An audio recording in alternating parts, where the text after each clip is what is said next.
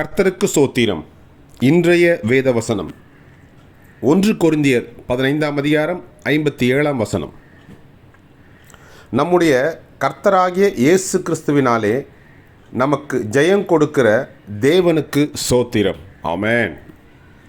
1 கொரிந்தியர் 15:57 நம்முடைய கர்த்தராகிய இயேசு கிறிஸ்துவினாலே நமக்கு ஜெயம் கொடுக்கிற தேவனுக்கு சோத்திரம். ஆமென்.